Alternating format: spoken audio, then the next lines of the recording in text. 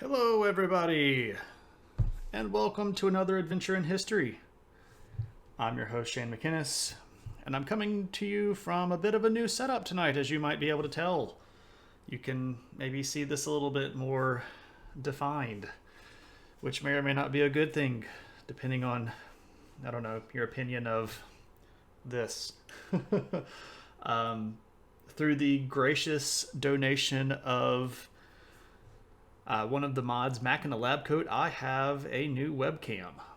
Hey, ALO Liver. Hey, Stephanami. Hey, Arcadian. How's everybody? I think it does look pretty good. I think it's pretty spiffy. The problem is it's a lot higher resolution than I'm normally used to running. And if you've been on the stream for long, you know that the laptop that I'm using is basically tacked out as it is. So we're going to cross our fingers tonight, and we're going to hope. Yeah, I am super pale. Hey, Allison, how's it going? Aggressively okay looking. That is how I describe myself. That is the accurate way to define my somewhat okay-ish looks. We're going to hope that this doesn't crash the stream.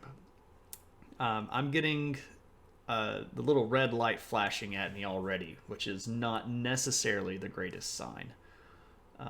I'm doing okay, though. I'm doing all right. So we will see how this continues.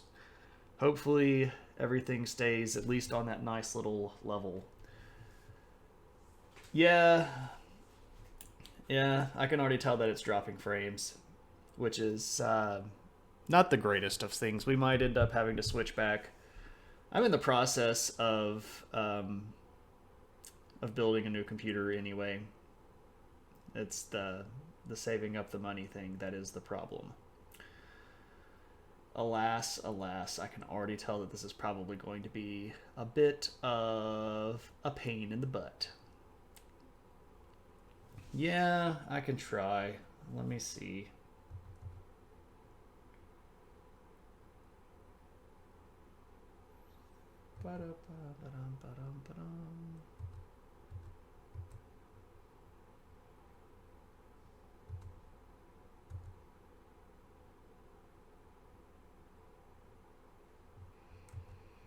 All right, maybe we can turn down the frame rate a bit. Maybe that'll help. We will see. Who knows? Happy to finally be able to catch your stream. Camera quality looking nice. It does look nice. I just hope that it can stay that way. I'm using a laptop that's probably about 5 years old, maybe 6 years old. And I've done a little bit of tweaking and added a little bit more RAM to it, but it doesn't like running OBS and all of the stuff that I'm running on it at the same time. Here's hoping we don't crash tonight. Fingers crossed. All right. But welcome. This is Adventures in History, the show where we try to make history not so funky. Maybe funky, like, hey, funky, but not like, ooh, I hate history funky. It's been an interesting week already for me. It's only Tuesday. I knew kind of coming into this week that it was going to be rough already. Hope everybody else's week is doing all right. Hope you're doing okay. How are you all doing? Grethar, I took from your statement yesterday that you got your letter in the mail. I'm glad that it got to you. Did it arrive okay? That was the big question. I don't want to necessarily spend a lot of time in David's chat talking about letters that I sent you, but did it arrive in one piece and without getting all bendy? Figuring out what to snack on. Okay. Very sleepy. Okay. I went to sleep last night at about at 9 o'clock, which is crazy early for me. I'm usually like a 12:30, 1 o'clock going to bed. It was just a rough day. Perfect condition. Excellent. This is good news. So tonight we're talking about mound building cultures. Hey, Daria. It's good to see you. Yay, Daria. Um, doing okay, doing math work. Ooh, math. Went to sleep after midnight and woke up at 4:30. Ugh, that stinks. To drive to New Orleans for an 8 o'clock class I was teaching. Ugh, that's... Yeah, you win today. You win today. Why did they build a mound underwater? Okay, so that particular pin is erroneously located, Moose. I did not actually build the map that I'm looking at right here. This is put together by a group of archaeologists at University of Pennsylvania. Yeah, that pin that's in the Gulf of Mexico is not a Native American mound. It is a false moose, a false placement. I don't even know what it's supposed to be. Let me see.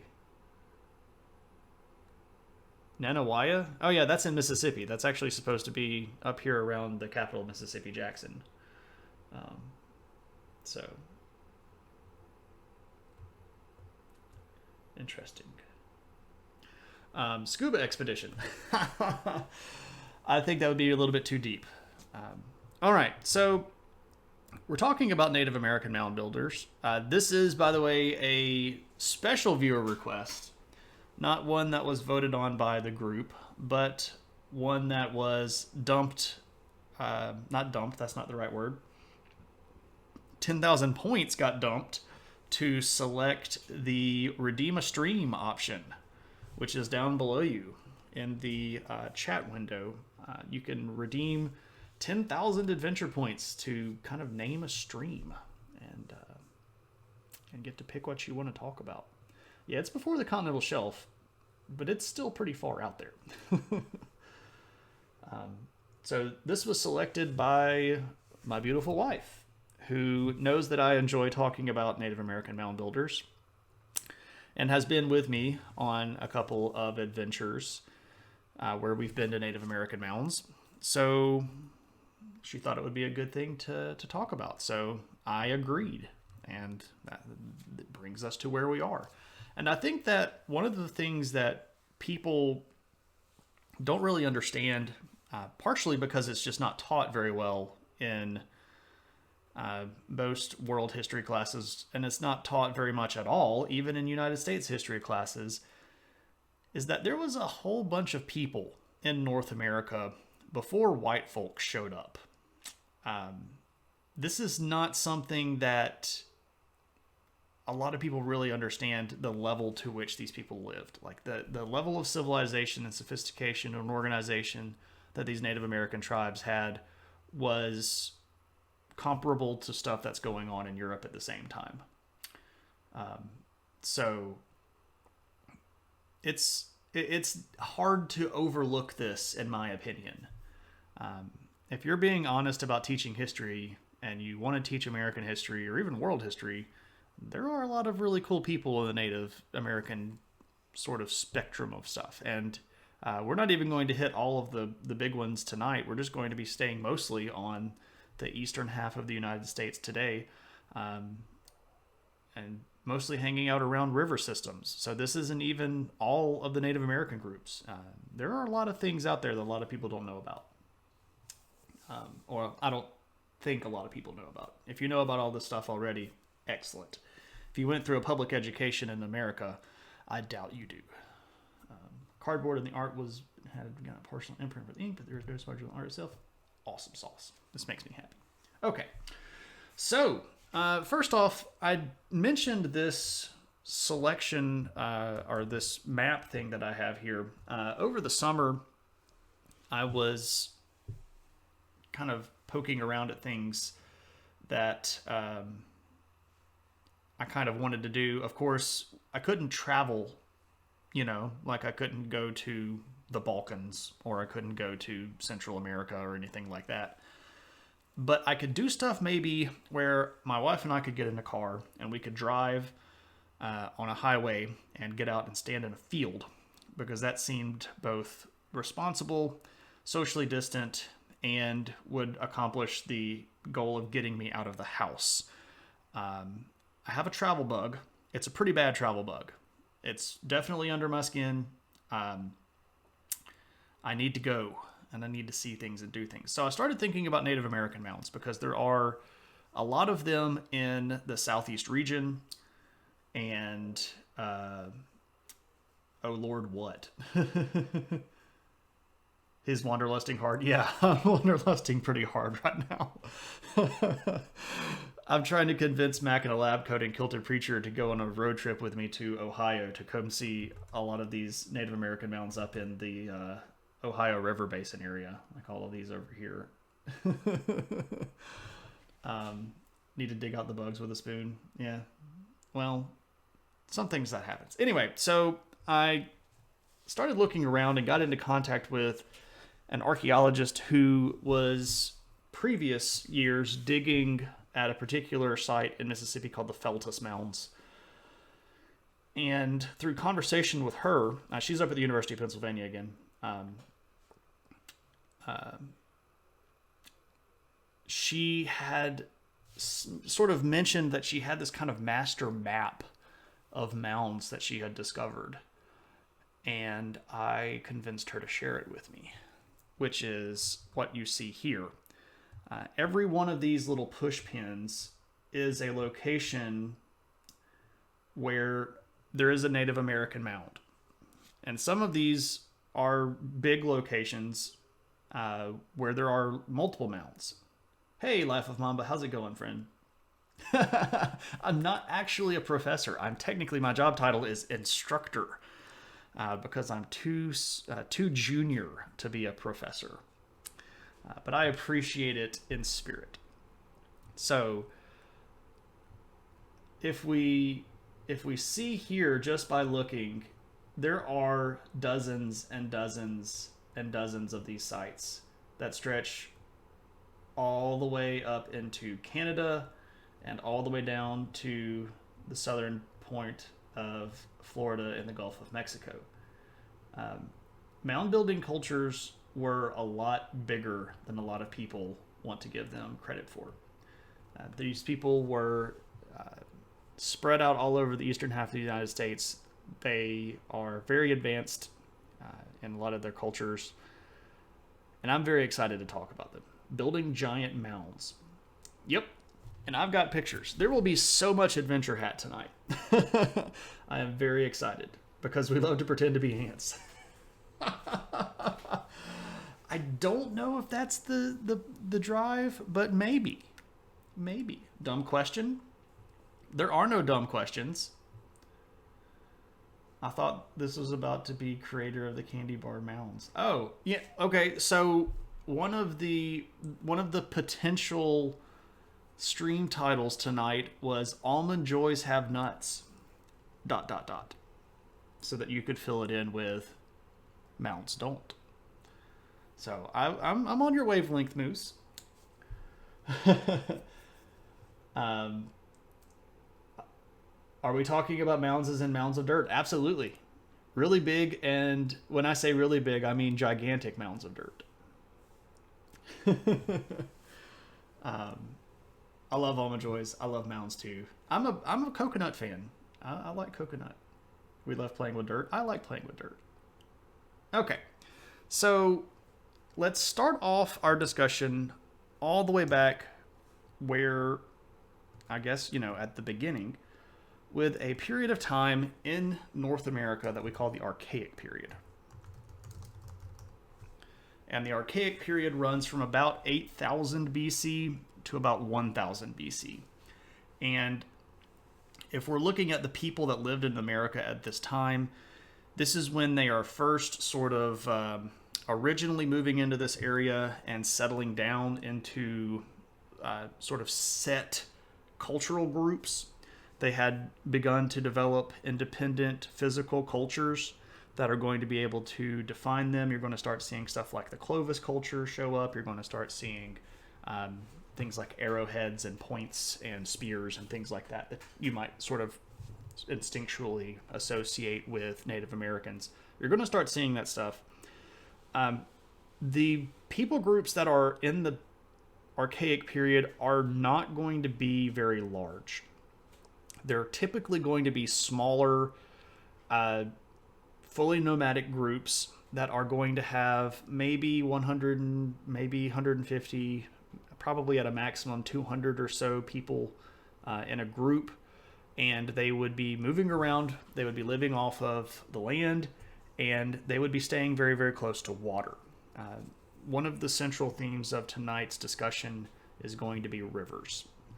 You are not going to find basically any of these mounds in any distance from a river, because water is going to represent a means of, well, first off, water, duh. But you're going to get food from fishing, also food from the animals that live along the riverbank. You're also going to be able to use this for travel. You're going to start seeing people figure out how to build canoes and boats, and this is going to be a good way to move around, especially if you've got 150 people that you need to feed, right? So the Archaic period is going to be a long one, and it's going to be a very slowly developing one, much like we've talked about in other streams where people are transitioning away from hunter-gatherers to semi-nomadic or village-style life. Is going to be a slow process. We're going to start seeing a few developments around the 5,000 year mark. You're going to start seeing evidence of these people doing some evidence of mining and metalworking. You're going to start seeing the first copper elements show up in the United States. You're not really going to see bronze in this part of the United States, mostly because the tin required to make bronze is really hard to get over in the eastern part. But you're going to start seeing metal working and mining show up around 5000 BC. Did mound building involve mining? No, but the techniques of digging out big chunks of stuff is going to be important. And if you can make a metal digging implement, that is going to be a big bonus to you if you're trying to move large amounts of dirt. This is going to show up in Wisconsin. For those of you not particularly familiar with the geographic boundaries of the United States, Wisconsin is, let me zoom in a little bit. It's in these up here where these names are popping up. Wisconsin, the land of cheese. Yep.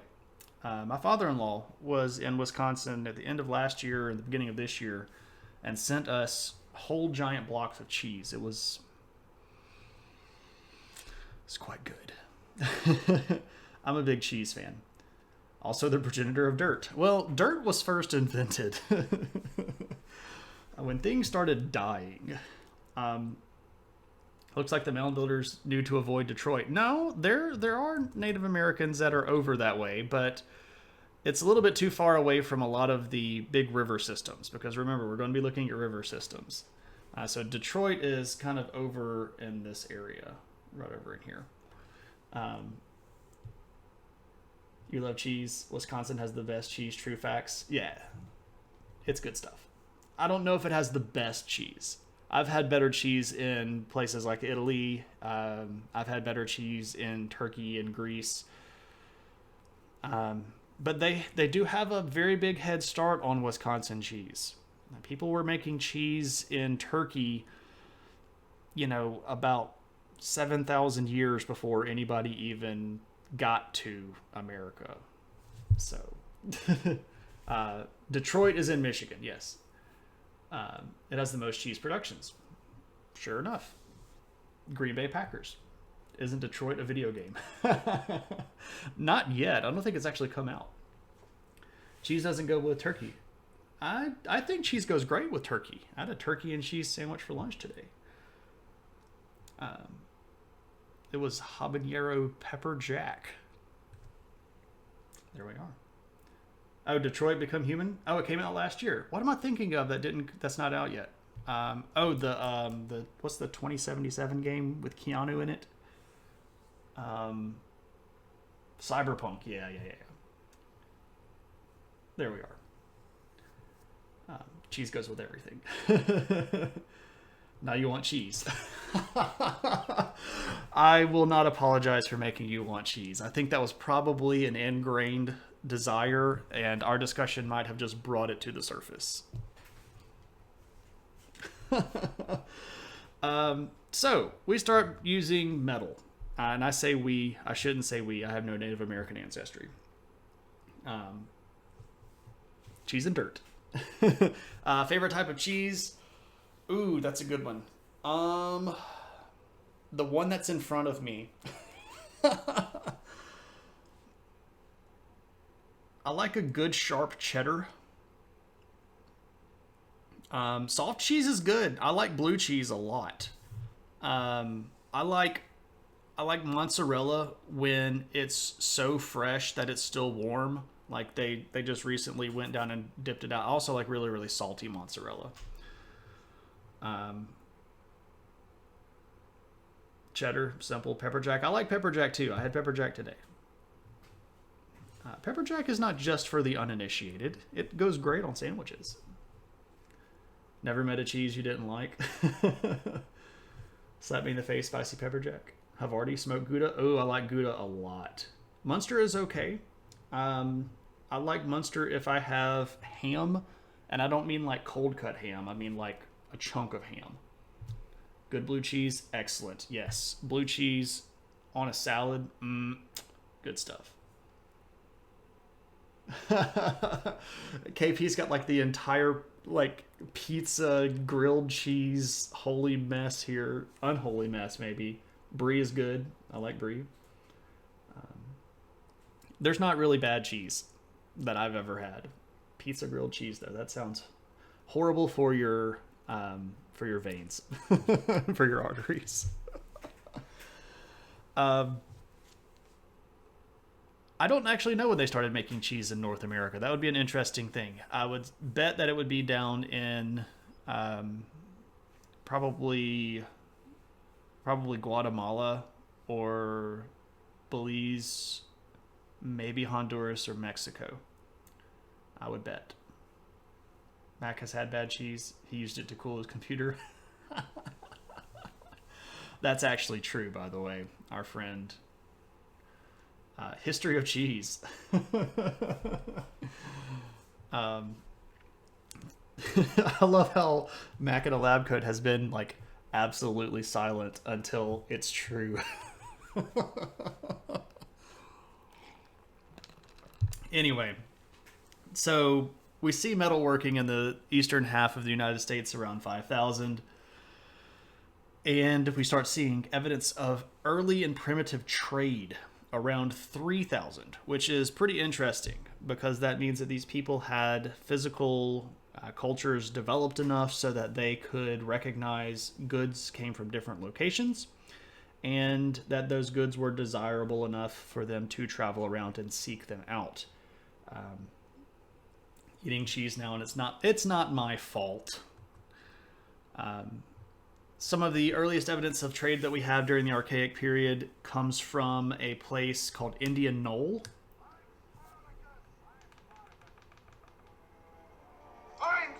I am Spartacus. I'm Spartacus. I'm Spartacus. I'm Spartacus. I'm Spartacus. We are all Spartacus. Thank you, Allison, for the sub. Much appreciated. Great to have you on board. And now you are Spartacus. If you want to be. You don't have to be Spartacus or Smartacus if you don't do. 100% your fault because you weren't hungry before the stream. I am Spartacus. You get to be Spartacus if you want to. Everybody gets to be Spartacus, by the way. If you want to be Spartacus, you could be Spartacus. Except for Life of Mamba, who is Chad. I'm Asparagus. Oh man, good times. Oh!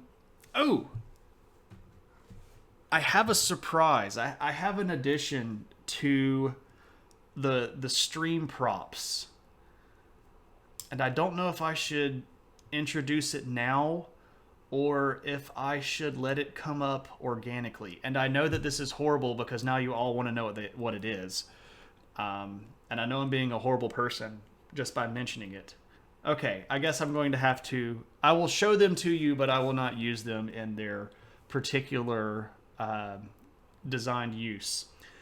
I have obtained from, and I think Brittany's going to have to refresh my memory on where we got these. We've had these forever, but I have in my possession a pair of the most obvious hipster glasses that have ever existed because they don't even have frames in them.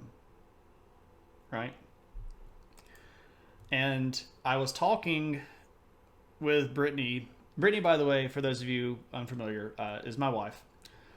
And I was talking to Brittany about how I could use these on stream because I like props. I'm a goofy guy. I have props. I have the adventure hat. I have the opinion hat. And they don't. Okay, so if they don't, the difference is that when I wear these, I look like a total turd. And these are what's going to be from now on known. Oh, well, I should tell the whole story. So I was talking with Brittany about how I could employ these because, again, I like props on the stream. And I had mentioned the idea of using them as like Oscar from The Office. There's that episode where everybody's making fun of Oscar because he perpetually corrects people and he goes, well, actually. So I had the idea of making these the well, actually glasses, but I kind of wanted to run this by Mac in a Lab Coat and Kilted Preacher, who are the two of my best friends in the world. And I mentioned that I had these, what I would call them hipster glasses. No offense to hipsters. It just, when I wear them, I look like a hipster. And kind of like without even being prompted, Kilted Preacher suggested that they be the well, actually glasses. So they are now the well, actually glasses. So if anybody ever drops something in the chat that I could correct in the most playful and goofy / hipstery way possible, I will don the well, actually glasses and then take them off dramatically and go, well, actually. So that is a thing. I'm not putting them on already. I told you I would tell you what they were, but I would not put them on. And by the way, if you start throwing dumb things out there, I'm not going to do it now. This is not dance on a stool monkey glasses. Mound builders dug giant pits before building their mounds. Sometimes they actually did, Moose. If that was an attempt to catch me with the well, actually glasses, you didn't do it. Dance, monkey, dance. Dance, monkey, dance. Ever since an episode of The Office, I've been hyper aware of my being the well, actually guy. I'm the well, actually guy as well. So this way I get to be playful about it, and I thought that would be fun. I don't mean this to be any sort of insult. It's just to be kind of goofy. I like being goofy. It makes me feel better about basically the life that we live right now in 2020. It's kind of weird. You can also do the anime finger to glass frame meme. Yeah, like the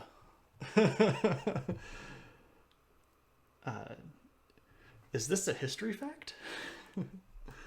All right, let's get to some pictures. So you need the reflection from the glasses with that. Yeah, that would probably be better. They don't have lenses, so no reflection there.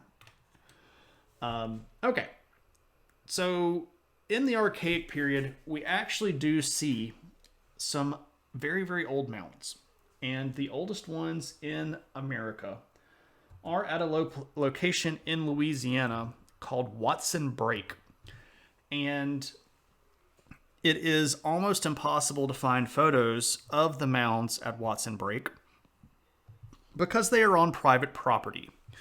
And the people who own the property are very particular about who they let in. And I'm not disparaging. It's their property. They don't want random people traipsing over their land. I completely understand that.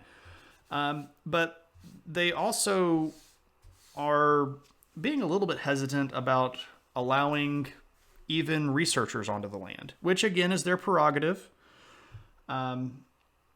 But this is a bad picture of Watson Break. It's the only one that I could really find. If you zoom in on it from like a satellite image, like if I were to zoom in on it in Google Earth, it's covered by tree canopies, so you can't really see it.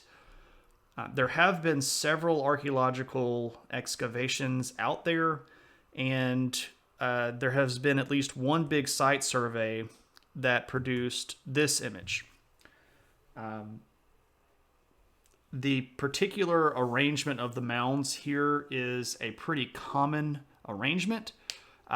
You're going to see this sort of ring pattern with a central either courtyard or open space pretty frequently.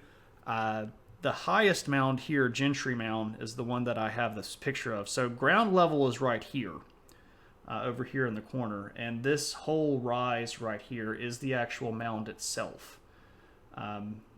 It's about 10.5, 11 feet to like this kind of middle part right here, and then another 10 or maybe 12 feet.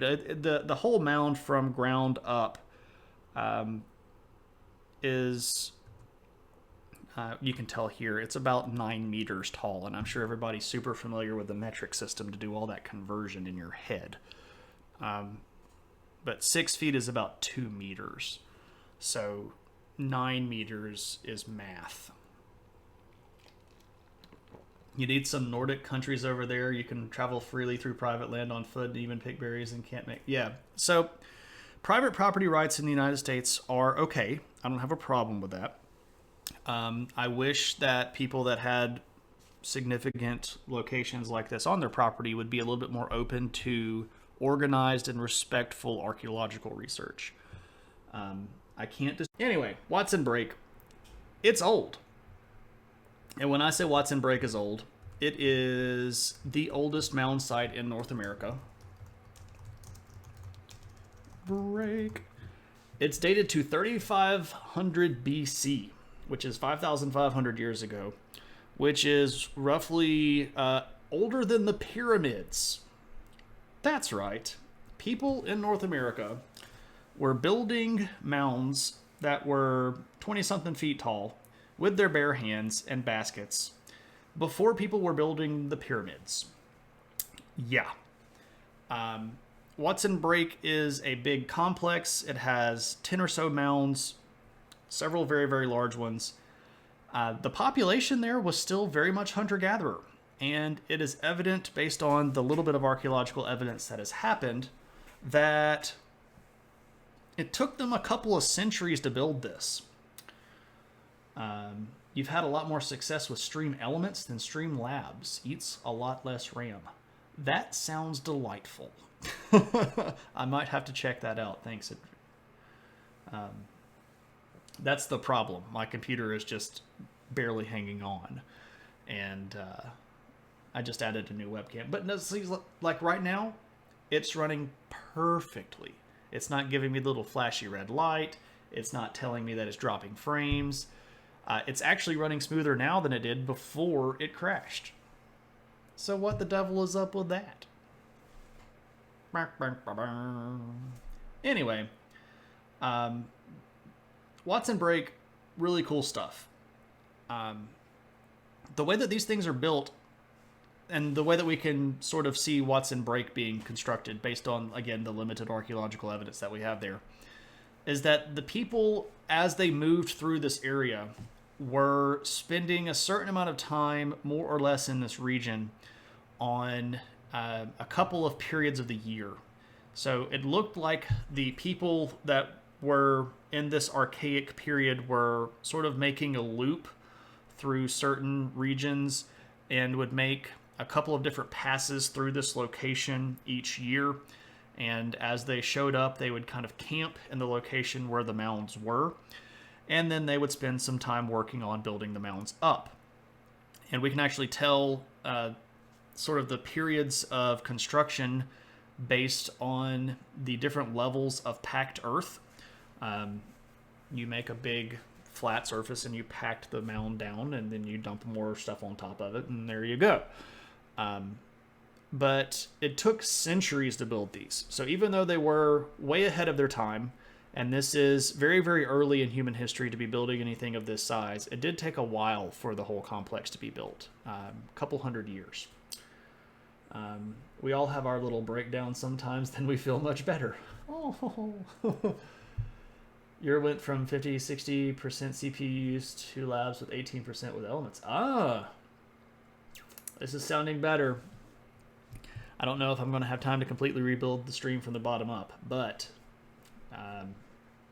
that seems like substantial benefits. I'm going to have to give that a look-see. You're not the only person that's told me that, Adventure In, so I need to give that a once-over. Maybe Twitch gods were angry because I was mentioning cheese so much. Maybe the Twitch gods are lactose intolerant and they don't care for the cheese talk we were having. Anyway, so Watson Break, really cool place. I would love to go there. You can't get there right now. Some of the land has been purchased by an archaeological consortium, a group of people who are loosely affiliated with the National Park Service that try to preserve cultural heritage sites in the United States. They do this through endowments and gifts of money, and then they try to purchase land at fair market value from individuals who own private property sites like this.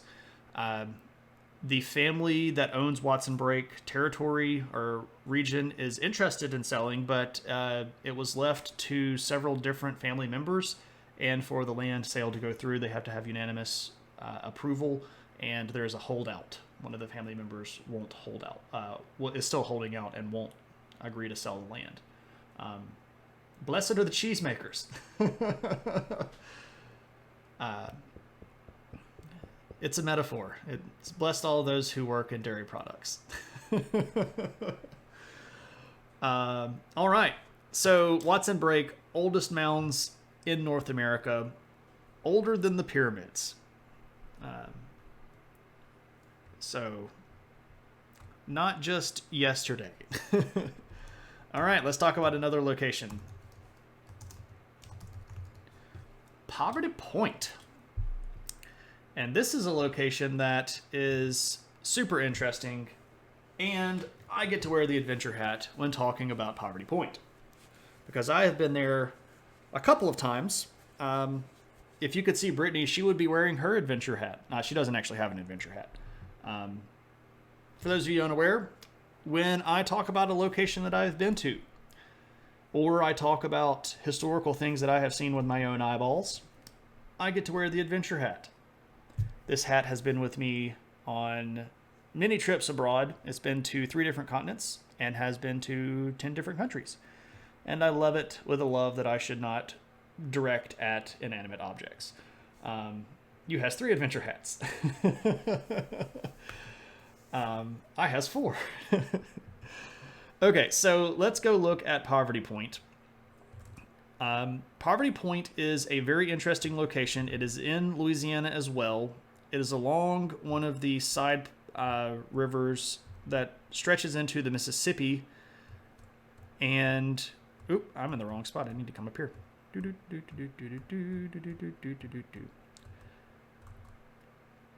You have the same hat. Very fab for field work sites. I agree. Adventurin, do you do archaeology work? Have we talked about this before? I can't remember. I apologize if we've discussed this and I don't recall.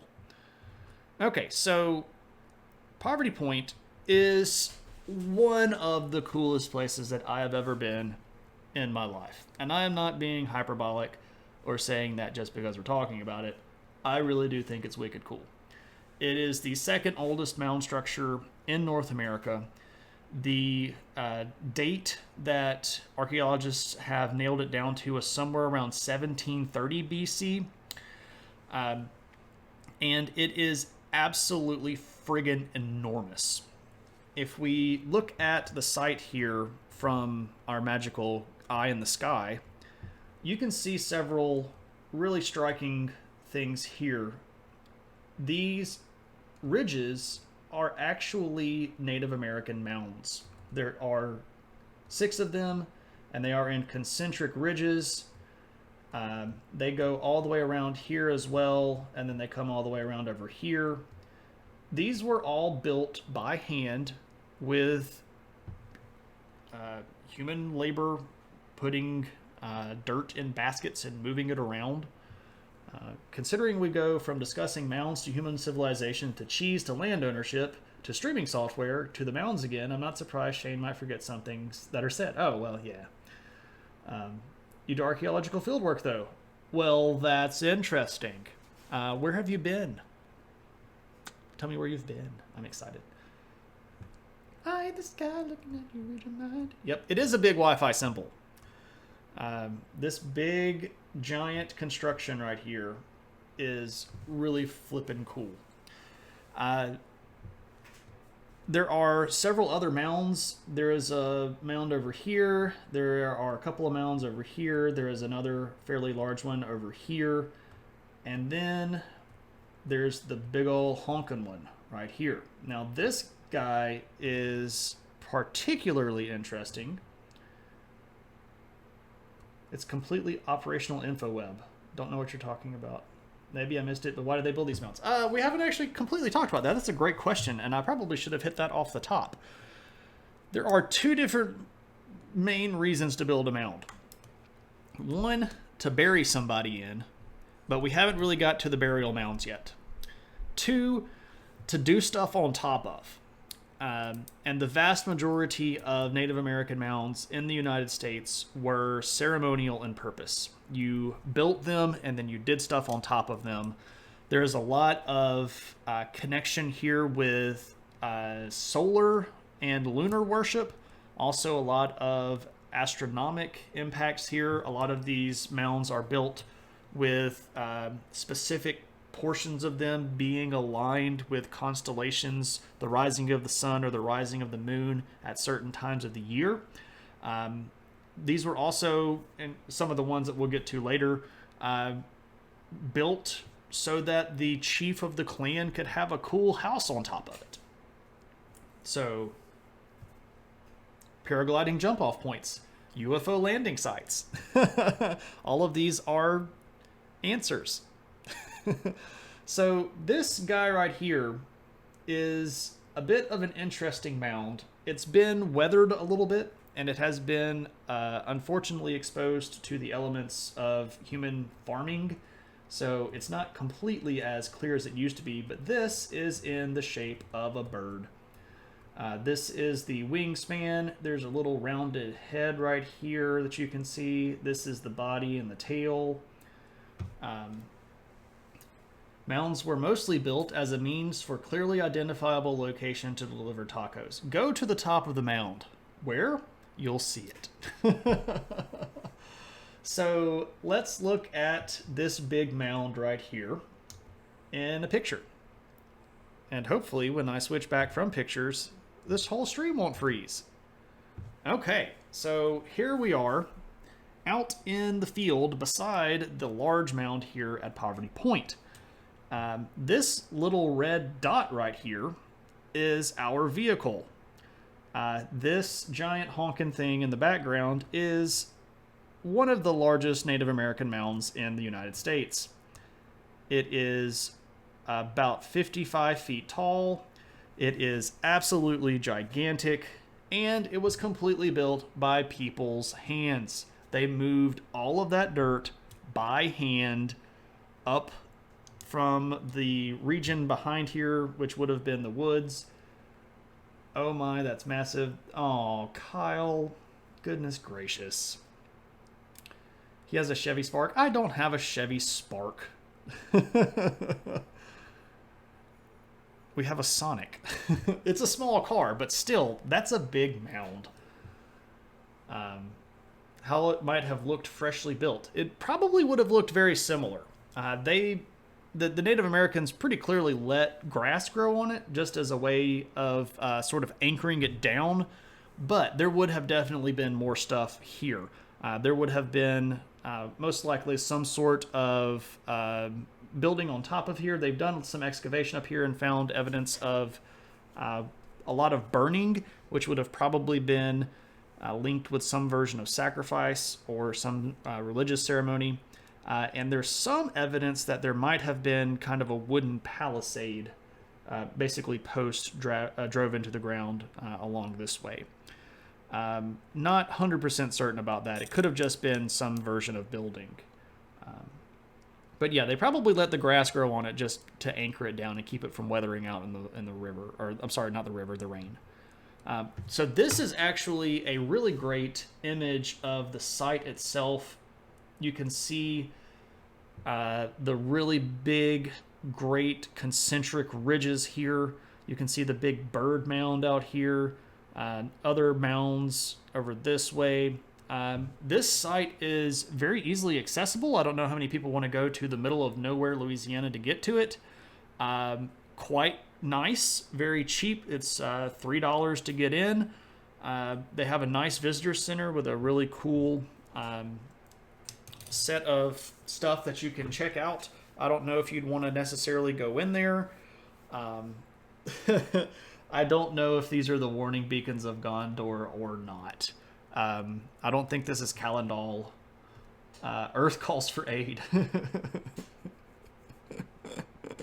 Where was Watson break when Poverty Point fell?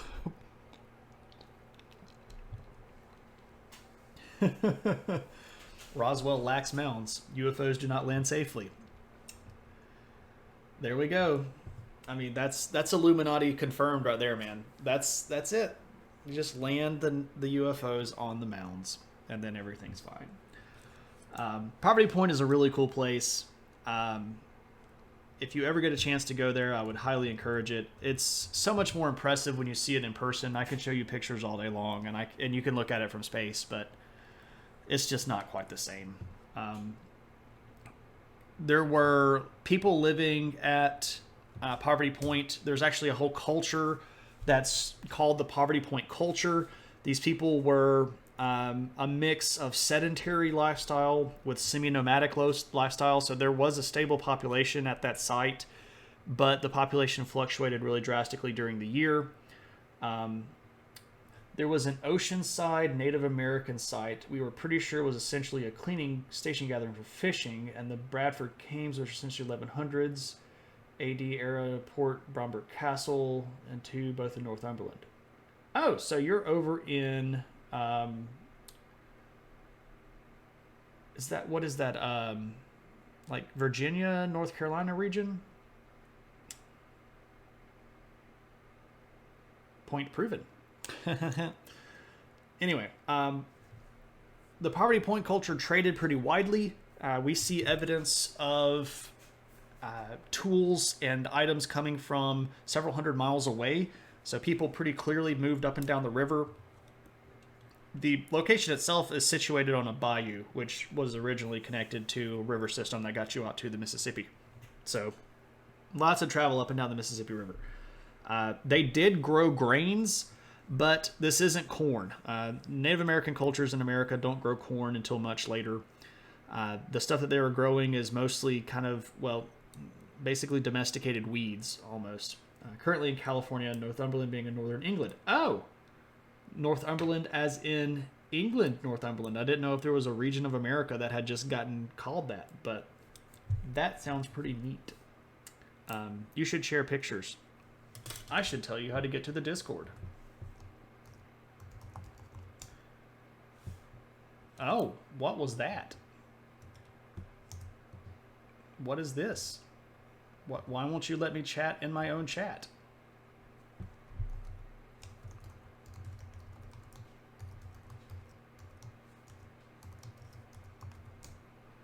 So apparently, Streamlabs is kicking me out of my own chat.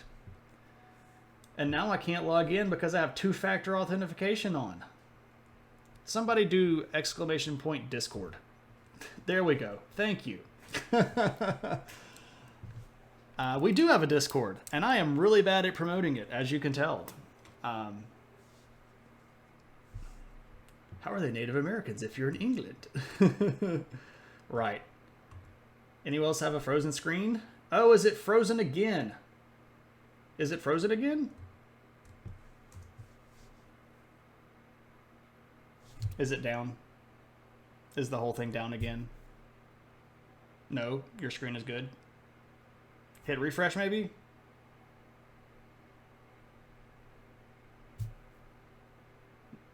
Okay, all right.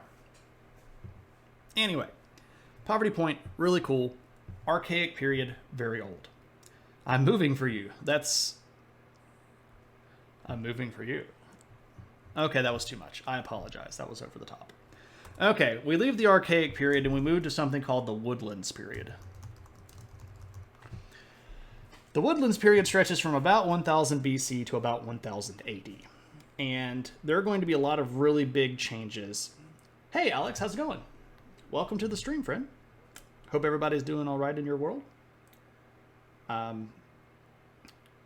Woodlands period is going to bring a lot of changes to Native American culture in America. Where else would Native American culture be?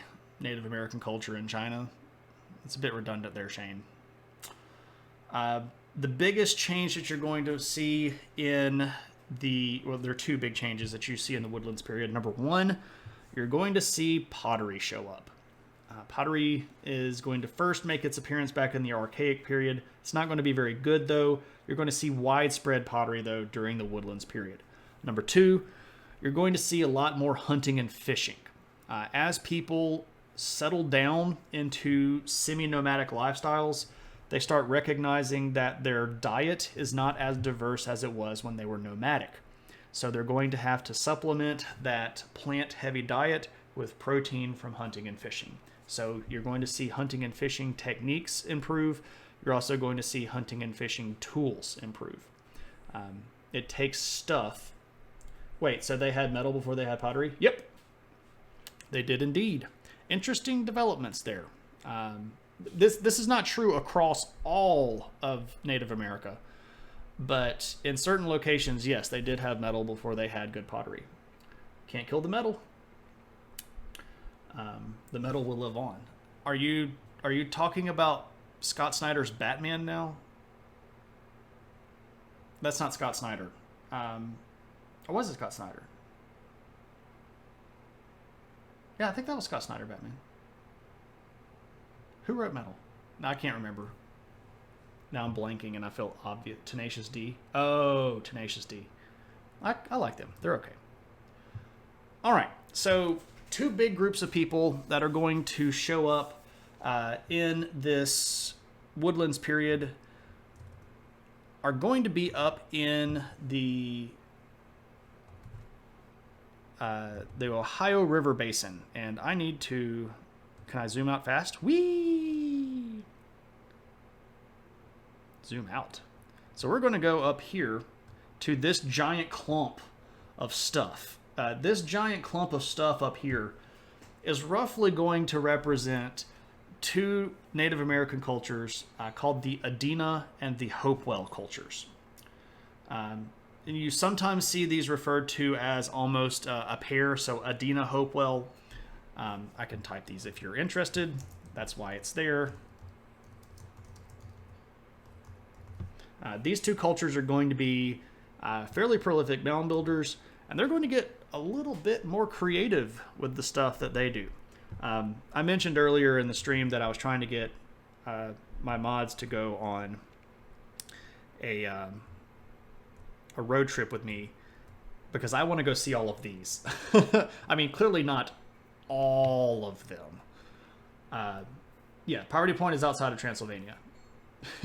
There's actually mounds in Transylvania that I didn't get a chance to go see last time because we ran out of time. I guess I should just type it in.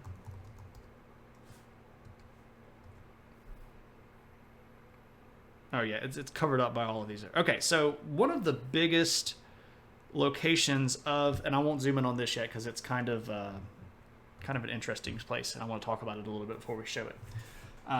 along this Ohio River Valley, you're going to see tons and tons and tons of mounds. The Woodlands period also brings a little bit of a shift in use for these mounds because the Adena and Hopewell cultures are going to be some of the earliest that we see using mounds for burials. The previous ones that we had talked about in Watson Break and at Poverty Point were not burial mounds. They were purely... I didn't even get a chance to see what it was. Did they want to make me famous? Dude, if they were going to make me famous, let me be famous. Just let it happen. You have to go through there every time you visit family? Oh, well, you should hang out at Poverty Point then. It's just like right off the highway. It's right there. But I want to be famous. Anyway, so you're going to see the Adena and Hopewell cultures use mounds for burials. This is a little bit unique for them at this period of time. They're also going to start building mounds that are very purely conical.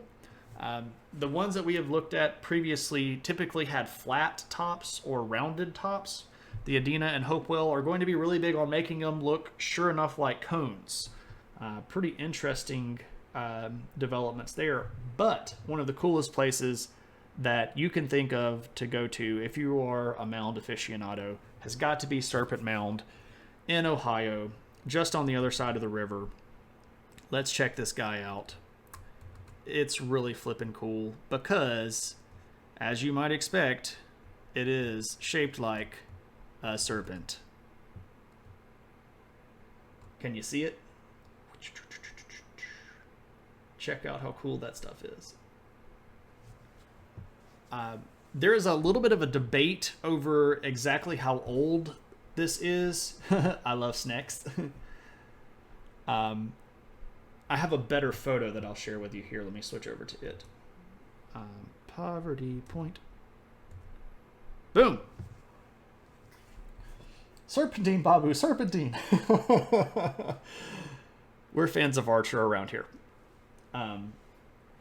So there's Serpent Mound. Really wicked cool stuff. Again, there's a bit of debate over how old it actually is.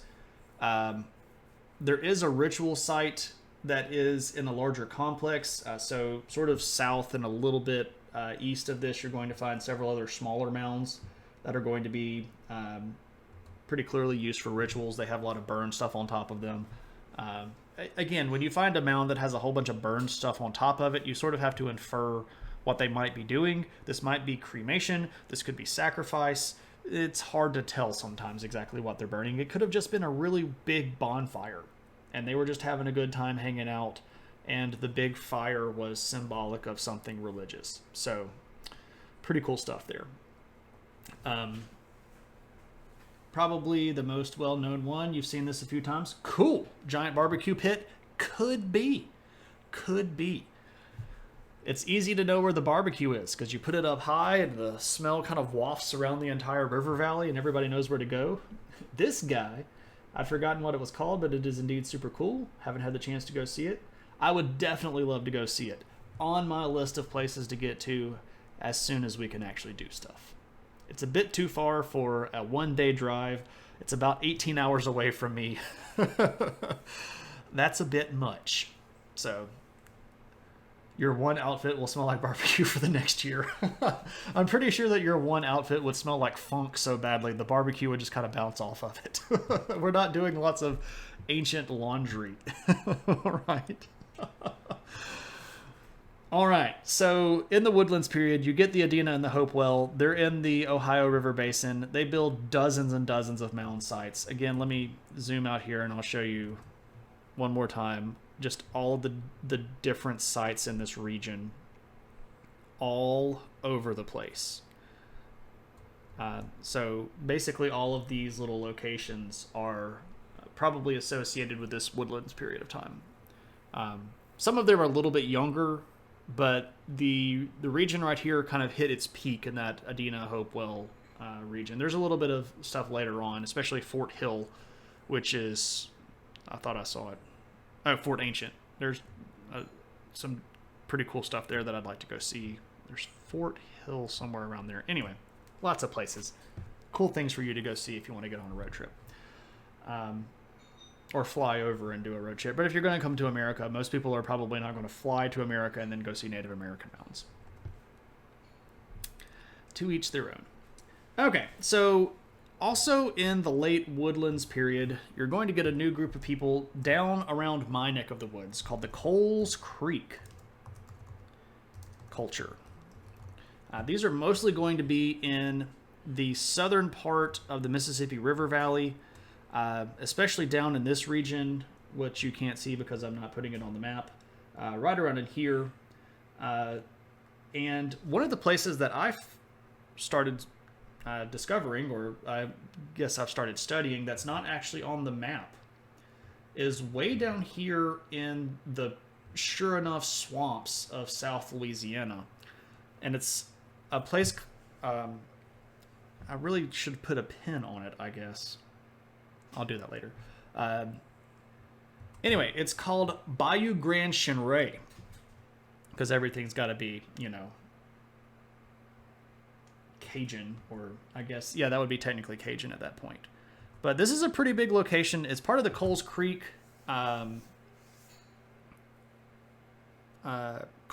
culture.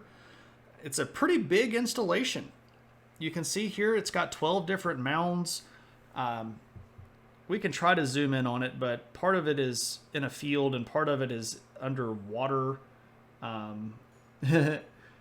Everything in South Louisiana must, by law, sound like it's trying too hard to be French. That is probably more accurate than not. I can't argue with that particular assessment. I remember being told one of my supervisors while volunteering at a museum that if they didn't know what it was for, it was labeled as ritual object. Yeah, that's pretty accurate. So let's zoom in here and see what we can see. Again, the site itself is very much in a low-lying area. Let's see if we can get a little bit closer and see. Yeah, that's a big plot of water. That's not really showing me anything. This is why I haven't gotten pictures of it yet. This is also why I just showed you the site survey, because, well, South Louisiana is effectively a giant swamp. North is to the left. Madness. Okay, so the site at Bayou Grand Chenray is 12 mounds. It has that nice big central plaza.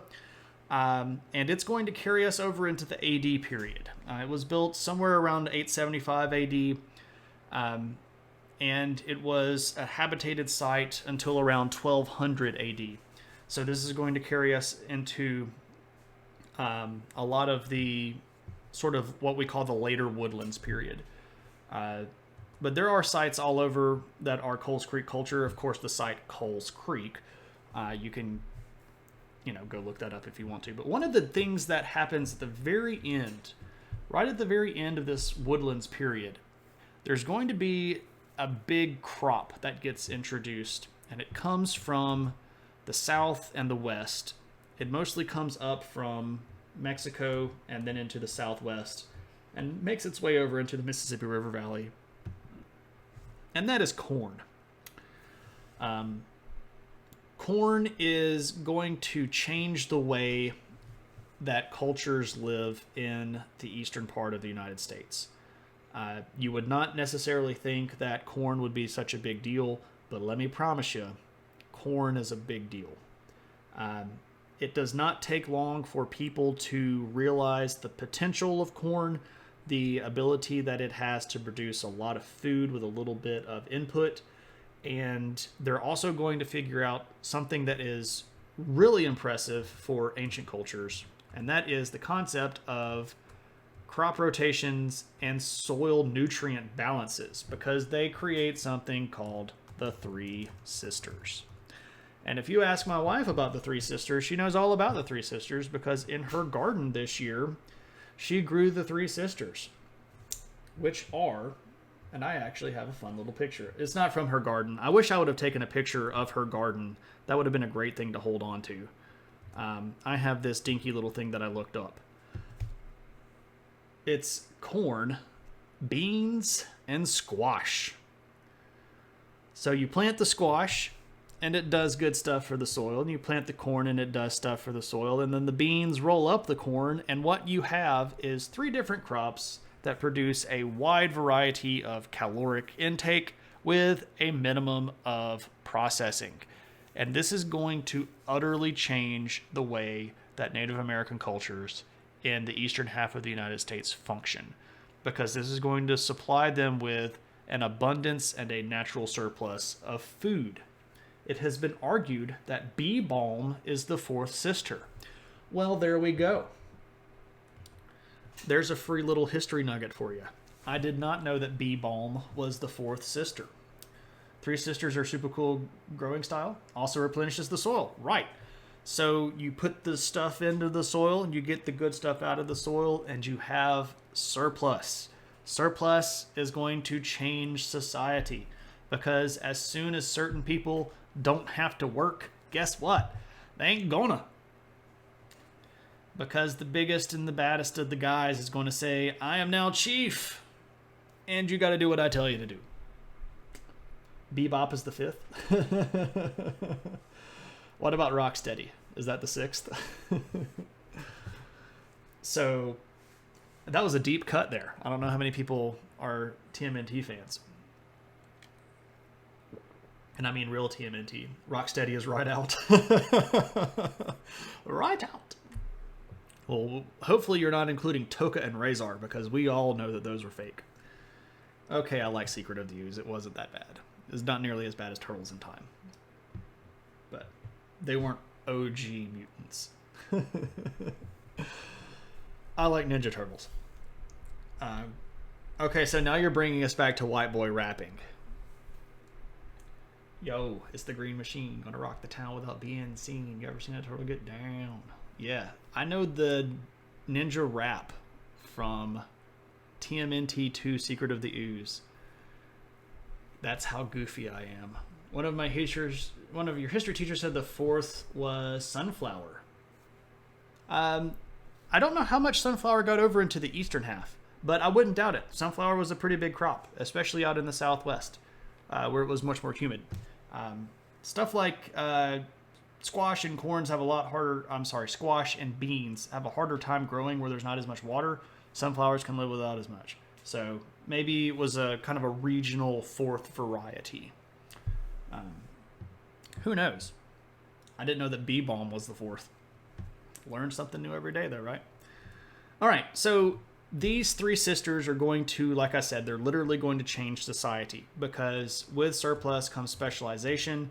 With specialization comes social stratification, which means that some people are going to claim to be the upper class, and some people are going to get stuck doing the lower class, and some people are going to be the haves, and some people are going to be the have-nots. And Karl Marx is just giddy in his grave right now, right? Ninja Turtles are cool. Haven't really followed the franchise, though. That's all right. I followed them enough for the both of us. The bomb is the bomb. Who told you to put the bomb on the burn? Did I tell you to put the bomb on the burn? Now, there's a deep cut. Who knows that one? When you have lots of food, you're going to change your culture. And this brings us to the Mississippian culture. Why are they called the 3 sisters? They're called that because they grew in conjunction with each other, and each one of the crops was able to do something for the other one. So they were a family. They were planted together. They both created a large amount of food, but also put nutrients back into the soil, which allowed for continual farming. If you farm a certain location with certain crops long enough, it actually sucks all the really good stuff, like the nitrogen and what you might consider the natural fertilizer, out of the soil. If you grew the 3 sisters all together, it would allow you to continually grow in that location without having to worry about soil deprivation. The maestro told me to do it. Thank you, my friend. The maestro. There we are. This is Seinfeld, by the way. I don't know how many of you are Seinfeld fans. I'm a giant Seinfeld nerd. Love it, love it, love it. Okay, so the Mississippian culture is going to be very clearly socially stratified. This comes from that surplus of food. This is also going to mean that certain people are going to be tasked with trading. There are going to be huge expansions of trade during this period of time, so much so that you end up with what can only be classified as gigantic ancient cities in the United States. And the largest of these cultural systems is at a location in Illinois. And I get to put the adventure hat back on because I've been there several times. And it's called Cahokia. Adventure hat. The Three Sisters comes from an Iroquois legend. According to the legend, corns, beans, and squash are inseparable sisters that were given to the people by the Great Spirit. There we are. Thank you, Alex. That was great.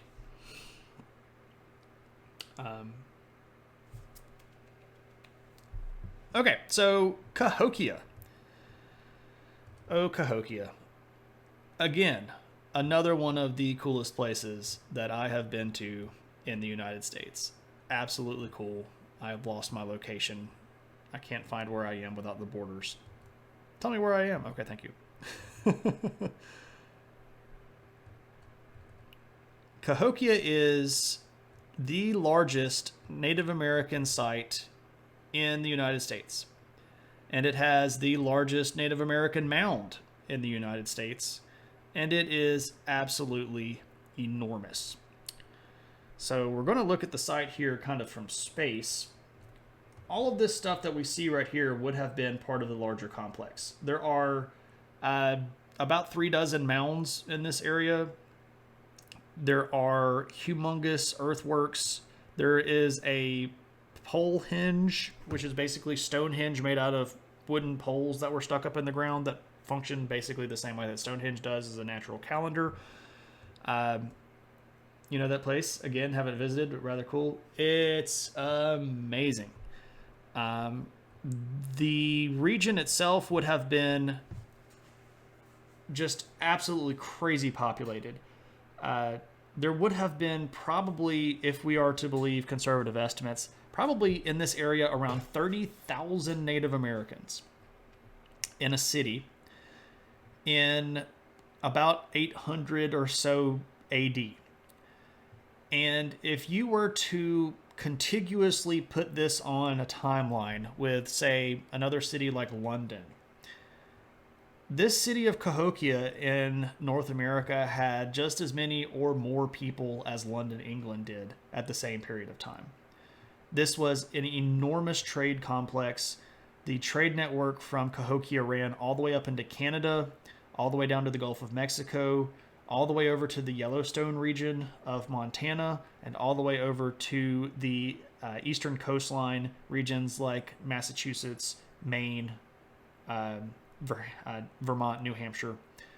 Effectively, 2/3 of the American continent would have had trade ties to Cahokia. This site was absolutely amazing.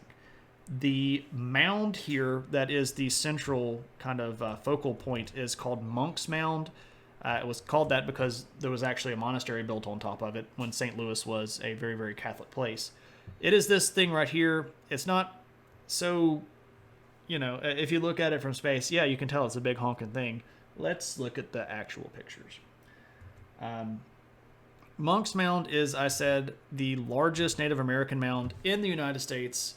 It is crazy big. We can see here from this picture, I am about 300 yards away from the mound when I'm taking this picture. You can see here, it's basically the size of this tree. It is huge. If you look at the sort of larger map here, you can see all of the different mounds that are there. You can wander around this place. It has a really great interactive zone. There's a visitor center. They have all sorts of artifacts that they've dug up. There's a video that you can watch. This place was huge. Absolutely enormous. And one thing that I wanted to do, just to kind of, I probably should have put more pictures of this in here, but I wanted to, I guess, get goofy and show off Google Earth. And I wanted to do Google Street View for this guy. So if we're looking at Google Street View, this is the main mound.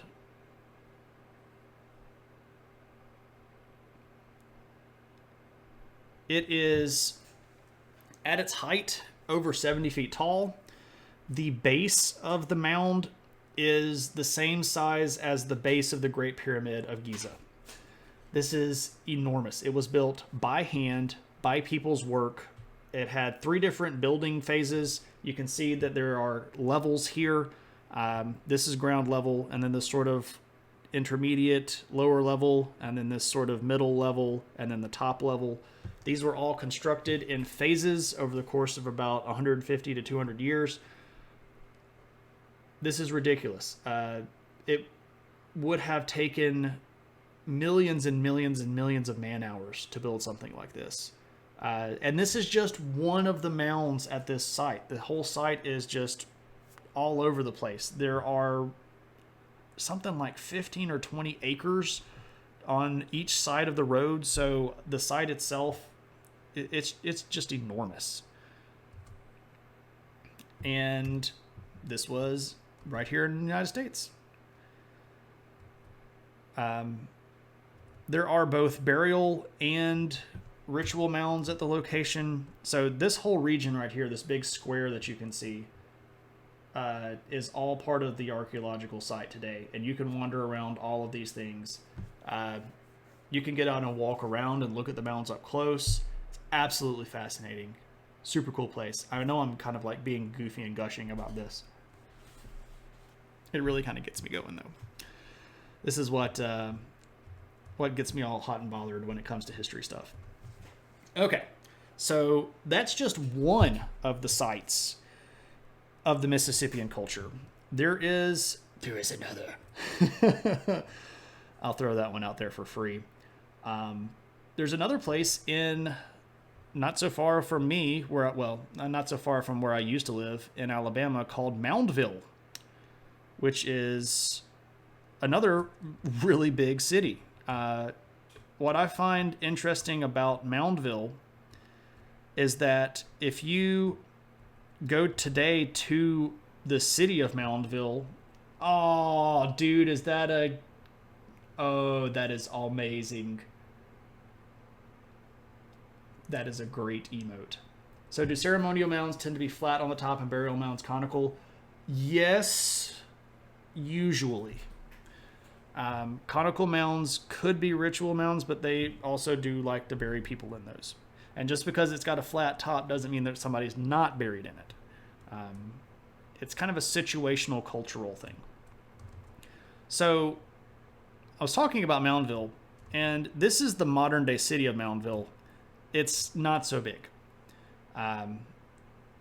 It might have maybe 1,500, 2,000 people living there.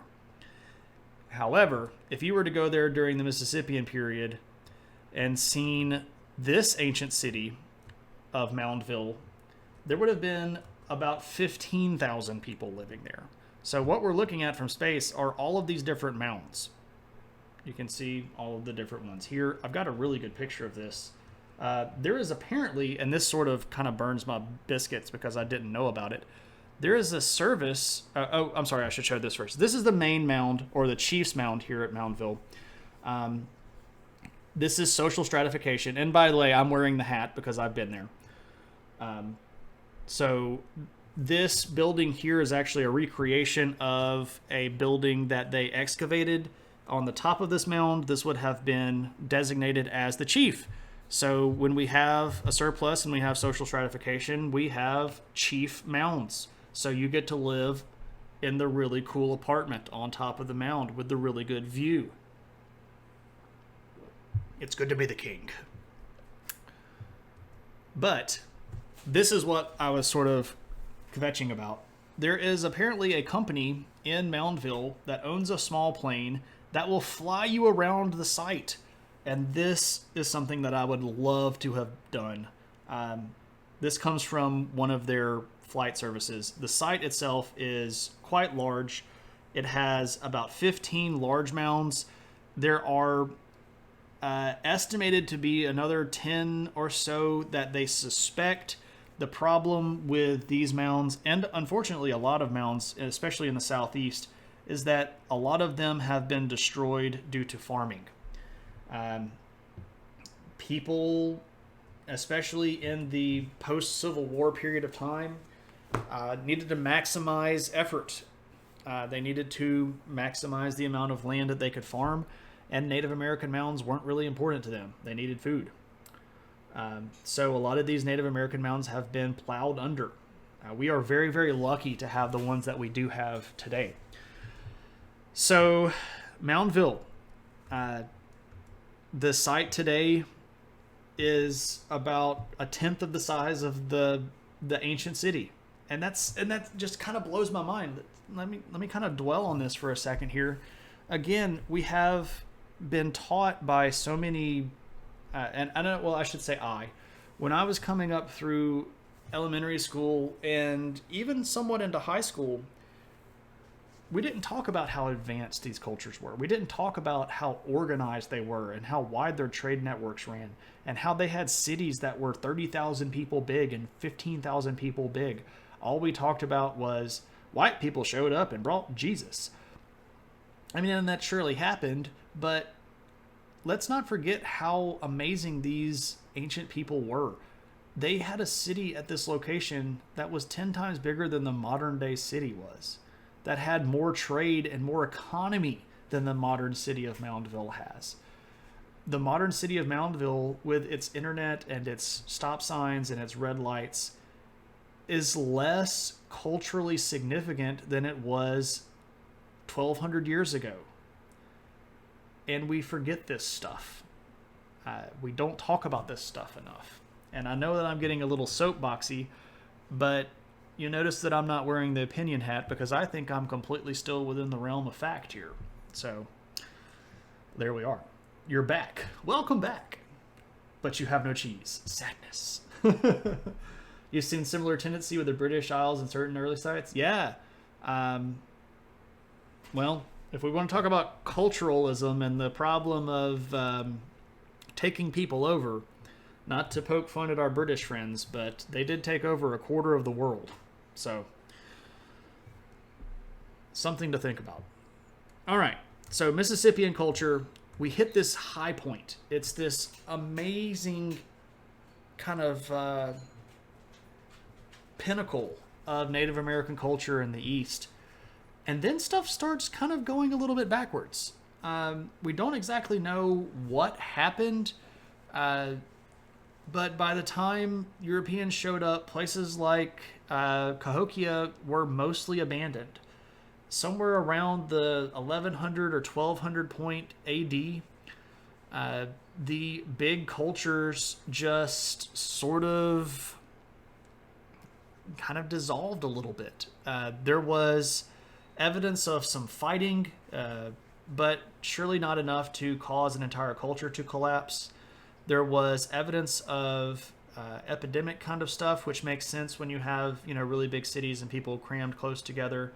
But it doesn't seem like that would have been enough completely to end this either. The best kind of running scenario is the same kind of thing that made the Vikings start moving around. There was a period of time between about 900 and about 1200 where it just got colder on Earth and crops weren't growing as well. This could have caused a lot of climatic issues in North America that we don't really know about yet. We don't have necessarily very good historical records. We have to extrapolate climate data from things like sediments, tree rings, things of that nature. And we have a pretty good idea about that. But sort of this confluence of issues is going to make places like Cahokia not as prevalent. You're still going to see really big sites, and you're still going to see people that have really neat cultures. The sort of predecessor, not the predecessor, the subsequent culture from the Mississippian culture is called Plaquemine. Plaquemine culture.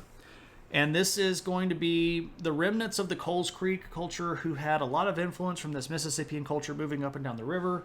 Oh, I've missed some chat. Pause. I've seen similar things. Oh, totally. You mean with the farming? Yeah, the farming. Understandably so. We didn't hear much about the native people of the Nordic countries in school either. Yeah, and see, that's the thing. That just, it sort of irks me. If you want to talk about history, talk about all of it, right? It's all there. People know about this stuff. We could teach about it too. And I like to teach about it. So who are the Plaquemines? Well, the Plaquemines are going to be mostly, again, down here in kind of my neck of the woods. Let me zoom on out. Zoom on out. We need like a zooming song. So over here, especially in the Mississippi River Valley, you're going to see a whole bunch of really, really big sites. And two of them in particular, and I get to wear the adventure hat for both of them again. By this time, the Plaquemine culture comes around. They're actually going to last all the way up until the Europeans start showing up into the 1700s. There are very clearly tribal structures present. We actually know I shouldn't say quite a bit. We know more about their organization because of their experiences with the French and the Spanish, who made some documentation of these people before they killed them. So we know about their religious organizations. They tended to be interested with solar worship. They considered their chieftains to be great suns, spelled with a U in English. Sort of a descendant of the solar deity, and it seems that the mound building in these particular cultures had a lot to do with this sort of elevation towards the heavens, almost star-like, if you will. So let's look at two sites. One called the Grand Village of the Natchez. There was a Native American tribe at the time called the Natchez, and it is in the modern-day Mississippi city called Natchez.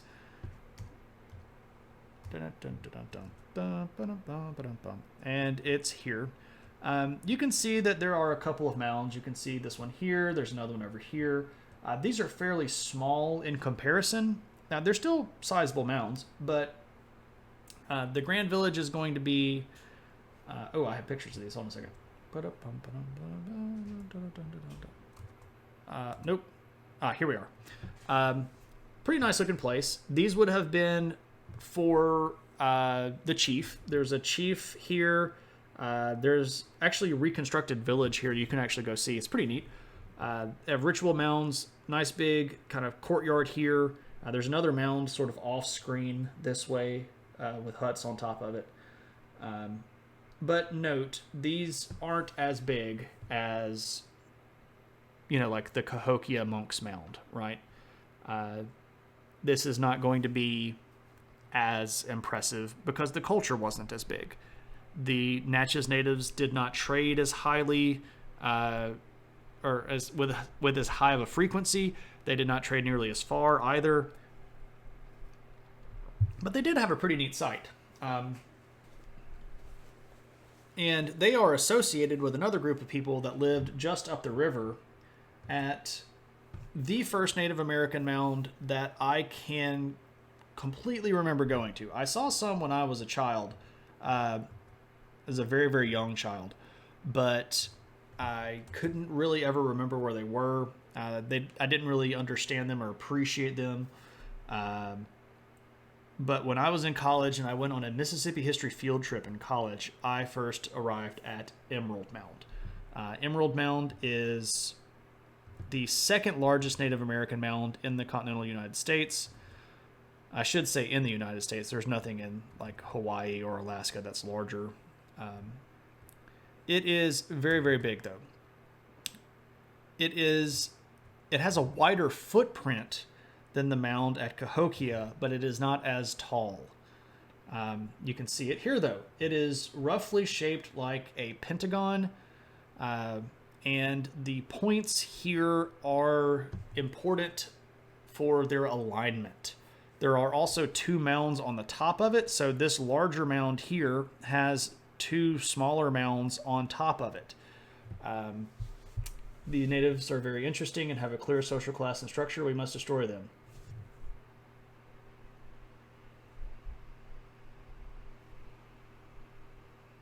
What can I say? Let's look at pictures of Emerald Mound. Boom. Here we go. So here's our same little red car. Here is my beautiful wife, Brittany, looking at a bird. I think there was an oriole, an orchard oriole that we were chasing around. But this is Emerald Mound, this big honking thing right here. It is big enough on top for you to put 3 football fields. It is really honking cool. And to sort of give you a scope here, like this mound up here is an enormous mound in its own right. And to depict that, here we are on top of the mound. Here again is my lovely wife as a reference. And here is the sort of secondary mound on top of Emerald Mound. Another 32, 33 feet up there. This place is really, really cool. My wife and I have been there a couple of times. I have, in the past, told the story of how I fell down the back side of that the first time that we went there. That was one of the earliest Adventure Hat summonings. So I ended with that one because it is near and dear to my heart. It was the first one that I ever went to that I knew that there was something special about this. Let me remind everybody that all of the pictures that I've shown you tonight have been mounds that were made with people's bare hands. They did not make these with modern construction equipment. They made them with stone tools, wicker baskets, and sweat. These things took usually decades, if not a century or more, to complete. And they were completely done with manual labor. That still just blows my mind that somebody made something these sized with... I mean, imagine if I told you to go make a hill of dirt that was even 10 feet tall, right? Even with a modern shovel, you're probably not going to be able to get that done in a day, right? What about the alignments of the points of Emerald Mounds? Yeah, so the at certain times of the year... the moon rises over certain points and the sun rises over certain points. It has a little bit to do with the solstices, and the kind of pentagonal sides are pointed towards particular views of the sky. We don't know completely how much of the astrological importance was there because not all of the Native American tribes had what you might consider constellations. A lot of our kind of modern concept of constellations actually comes from the Greeks and the Romans. So what the Native Americans would have seen might have been different than us. So we can't completely understand exactly why they did all of this stuff. But there is some evidence that talks about like, at certain times of the year where it's really, really long a day, the sun will maybe rise right in the middle of that back kind of part of the pentagon, or over one of the mounds, or the moon will come up this way or that way. They clearly knew enough about astronomy to observe the heavens. We just don't know exactly how much they built that into these big earthwork structures. Super fascinating stuff though, right? It makes my little nerd heart go flutter. All right, everybody. So wrapping up with Emerald Mound, are the secondary mounds lined up to those points too? No, they're kind of at the apex here and at the flat. Well, maybe this one here. So if we look at north, true north is just straight up this way. So if we're looking at the east, this guy right here is going to look a little bit east and a little bit south, but we know that the sun doesn't purely rise in the east. It especially moves a little bit during the winter to move towards the east southeast. So it would probably rise right over the middle of this. And there was a mound right here that was in line with this one. So you can even note that It's not quite a perfect pentagon, and this guy is a little bit kicked off to the side of the back port here, but it's in line with this one. Ancient Greek, that's the big dog. Native American, no, it's not. That's the bison chief. Right. See, we don't, or even they might not have even looked at the same cluster of stars. They could have looked at a completely different cluster of stars and said that's the snake thing or that's the fish thing. We don't know exactly. All right. So that wraps my official portion of the discussion up tonight.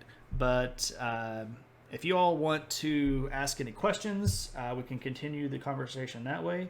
If you want to redeem any of your magical adventure points, if you look below you, you can see adventure points. And there's a lot of stuff in there. I have a lot of things that aren't just kind of the standard Twitch preload things to do, ways to interact.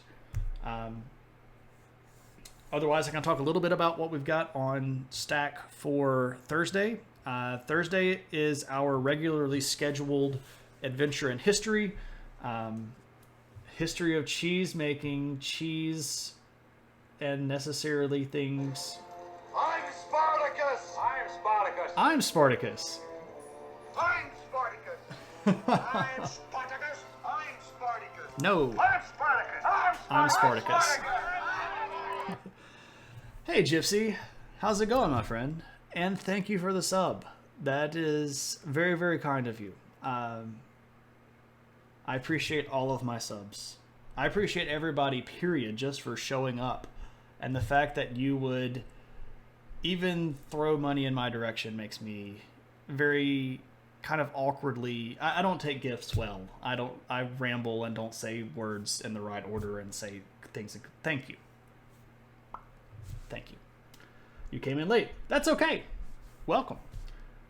Could you please explain the stream to me? Absolutely. So, Adventures in History.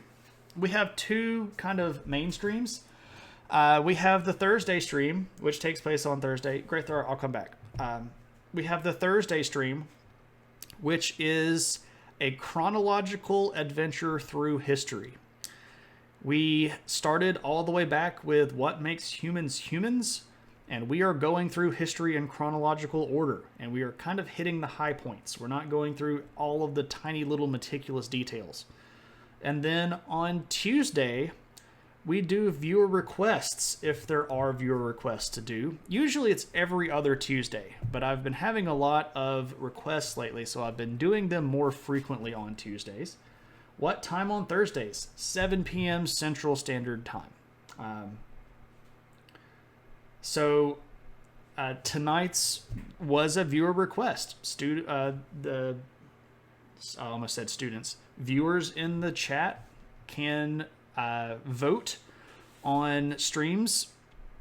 Next Tuesday's stream is on the history of astrology and how people have tried to gain wisdom from the stars over time.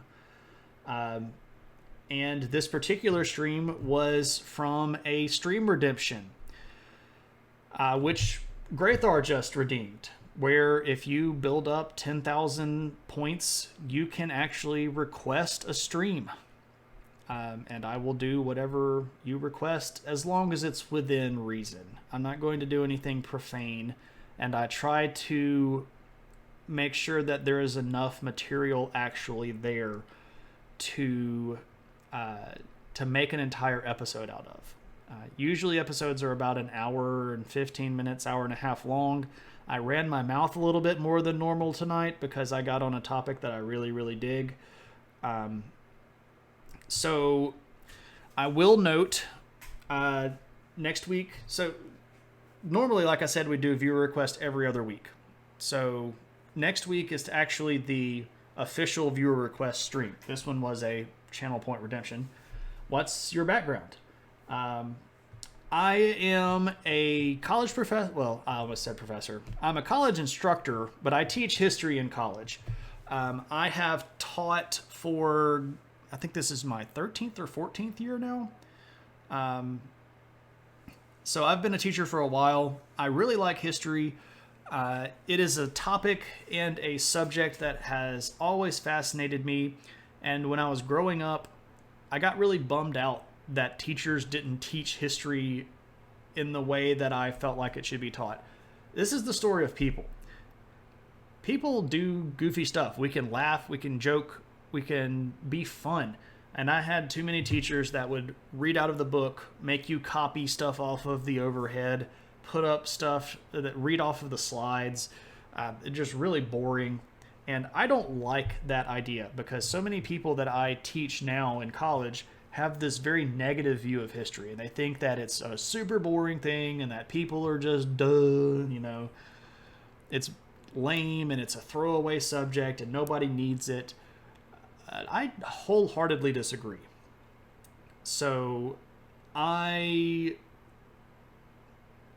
got into a situation at the end of last school year. So back in March, when the COVID world became the norm and everything sort of fell off of the face of the earth, I was told that I had to teach my class at a distance, and I had no real understanding of how I would do that. And I was kind of familiar with Twitch. I hung out in one channel mostly. So I got the idea that I would try streaming my lessons here on Twitch because I knew that I could save the recordings. I knew that I would have a way to interact with my students through the chat. And I really liked it. So I just kept doing it. And now I do it at night for anybody that wants to show up. And we make nerd references and talk about cheese and Seinfeld and computer problems. And I get super awkward when people subscribe to the show because I don't feel like I deserve it. But that's, imposter syndrome and stuff like that. Thank you all again. 2 subs tonight. That's big for me. Really, really appreciate it. So that's a little bit about the stream. So yeah, Graythar, I will, I think I could get a bit out of cheese. I'm Spartacus. Oh, now you're, I'm Spartacus. I'm Spartacus. I'm Spartacus. I'm Spartacus. I'm Spartacus. I'm Spartacus. Thanks, Moose. I know that at least part of that was just to see me be awkward, and I can appreciate that. We are all Spartaci. Much appreciated, my friend. Thank you very much. So I think I'll be able to get enough out of cheese. I might have to go into cow domestication just to fill it up. I don't know if I can get an entire hour out of cheese. But I'll do my best. I will note, though, so just as a full warning, next week we'll have our regularly scheduled viewer request episode. And I've been doing viewer requests that were voted on, and then I've been dropping the viewer redemptions in between. I am not going to do that this time, and I'll tell you why. Next week, we'll have a viewer request episode that people voted on. The next Tuesday is my birthday. So I will not be streaming on October the 6th. We will get to Graythar's cheese redemption the subsequent week. Unless Graythar's situation changes, and we'll need to stay in contact, Graythar. I don't want to do your redemption stream when you can't watch it live. Not spending your birthday with us unsubbed.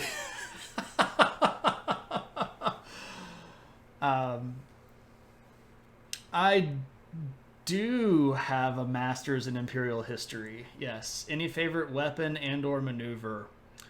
I am a big fan of the Roman cohort. It was an elaboration and a perfection of the old Greek phalanx. It really made small unit tactics work in ways that it had not worked before. And that doesn't work without your good old-fashioned Roman short sword, your Gladius. It's made for the stabbing. You got to get up close and poke them with it. It's not a slashy sword. It's a pokey sword. We'll see how that shifts around that time and play. Yeah, keep in contact with me. I don't want to do that when you can't watch. And if you get to the understanding that you know you might be in a situation where you can't, we might be able to squeeze something in and do something. The stabby is good times. Roman Gladius is a really cool weapon. Pokey sword. I don't remember that. It's actually, oh man, there is a Aegis Slash is based on a Roman Gladius. You didn't think I knew Pokemon, did you? I'm a giant Pokemon nerd too. I don't know. You might have known that I knew Pokemon because I've probably brought it up on stream before. I am that big of a nerd. Okie dokie. So, let us see. You never played it, so you had a better chance than I did. Most look that up now because reasons. Aegis Slash. There it is. It is in the XY generation. I can't remember exactly what number that generation is, but Aegis Slash first showed up in Pokemon X and Y. And thank you both, Gypsy and Adventurin, for the happy birthdays. We'll have a few more streams between now and then, so it won't be completely, I guess, now or never. Okie dokie. Let's see who we can raid. Your shelf collection looks slim. No. I just want to make sure that everybody can see stuff up there. I do have lots of nerdy stuff above me, though. Like I have, on this side, we have Darth Tater, who is a Mr. Potato Head dressed up like Darth Vader. We have a Spud Trooper. yeah, Spud Trooper. Moving in, we have the Comfer, which is one of my favorite Gundams. We have Death Side of Hell Custom. Then we have Optimus Prime from Robots in Disguise. And we have Galvatron from Robots in Disguise. I'm moving and I can't tell where I'm at. Galvatron. Boop. And then we have Heavy Arms Custom. And then over here we have Strike Freedom. One of my favorites. Have a great night. Got to drive home. Definitely catch you next time. Gypsy, you're awesome. Many thanks again for the sub. Welcome. You're welcome anytime, whenever you are ready. You're all family now. You're all family anyway. So, all right. Let's see who to raid. Who we gonna raid? I do have Gundam Wing models. I love Gundams. And I particularly like Gundam Wing. Let's see who's on. We have Allie Briggs. What's Allie Briggs doing? Allie Briggs. Let's see. But Allie Briggs. Allie is painting a wicked awesome dragon. I think we're going to go raid Allie. I have a big Death Side model that I keep putting off building. Heavy Arms. Yeah, Heavy Arms Customs. I fell in love with that one. The missile, like, yeah, love that stuff. Epion. I have a Wing Zero and I have an Epion model. I've thought about like switching some of these out so that I kind of get a circulation. But one of the things that certain streamers like Cryomira are trying to convince me to do is build Gundams on stream, which I think would be wicked cool. But Gundams are expensive, so I don't know how frequently that would happen. So I think we're going to go raid Allie Briggs Art. Very chill streamer, cool. Hangs around a lot of the art communities, so you may have run into Allie Briggs. You can give the $10 Gundam teddy bear. Perhaps. Rotating the shelves. Yeah, might do that. So if you hang around the art world, you might have run into Allie Briggs. I've never actually had a chance to raid Allie before, so this is going to be a first-time raid. I like to try to spread the love. There are a lot of people out there. I like to try to introduce you to people that are out there. So I'm going to get this rolling if I can remember where the buttons are. I never remember to pull up the buttons. I'd rather see you play with your Gundams than let it collect dust. Yeah, I've had people tell me that they'd watch a build stream. It is not out of the question. The problem is, again, like building a Gundam means that I have to buy a Gundam model, and those things are not cheap. They get expensive. So, okie doke. Let me get over here. Let me push the raid button. The history of Gundam. That would be one of the nerdiest things ever. I could probably make it happen. I don't know if you all would be interested in watching that or not. It would be super nerddom. You're down for the nerdiest thing ever, or more broadly, the history of giant battle robots. Giant battle robots would be a fun thing. I'm open. You all have the ability to drop points on stuff. I will note, though, just as a general announcement, for the past 6 weeks, I've been doing 2 streams a week, and I've been basically squeaking them out. I finished up working on this stream about 2 hours before I actually started doing the stream. I am going to go on a record here stating that the Thursday streams are going to continue, but the every other Tuesday stream is going to be much more common going into the future. Work has really picked up a lot more than I thought it would this year. I'm spending a lot more time decompressing when I get home, trying to manage all of the emails and all of the bureaucratic stuff and all of the extra work that I have to do at work has really started burning on me. So I don't want to burn myself out on streaming. I do so much enjoy hanging out with you all. So I'm going to try to hold myself a little bit more faithfully to the every other Tuesday. That's not to say that we won't have multiple Tuesdays in a row sometimes, but if I know that it's going to be a really rough week, I might let everybody know ahead of time, hey, we're taking Tuesday off, so that I can make sure that I don't, go bat crap crazy. As much as I think you all would probably enjoy me on stream crazy is weird, I do need to make sure that I do a little bit of self-care, make sure that I'm getting enough rest. I really did collapse yesterday. I got in and I was flat out dead. I basically didn't get off of the couch more than twice and then went to bed like 4 hours earlier. I feel like you're breaking up with me. I still love all of you crazy cats. You all are my friends. I cannot express to you with words how much you all have become a part of my looking forward to things in my life. You all are amazing. I really do mean that. It's something that I look forward to so much.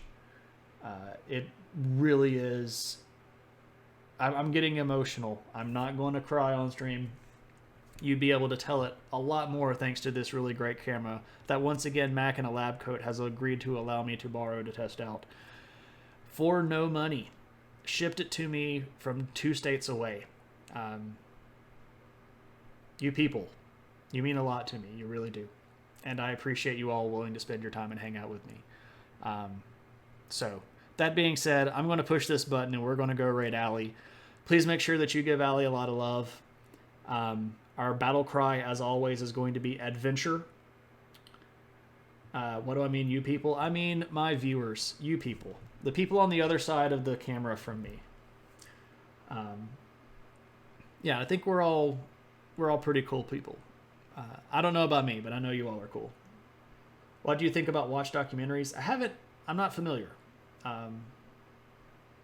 Is that like a thing? Do they just watch documentaries with each other? If so, I wouldn't be opposed to that. Do I watch extra credits? I've seen some of those. I like the concept, though. Don't cry for me, Professor. I'm really going to hit this raid button. We're going to go raid Allie Briggs art.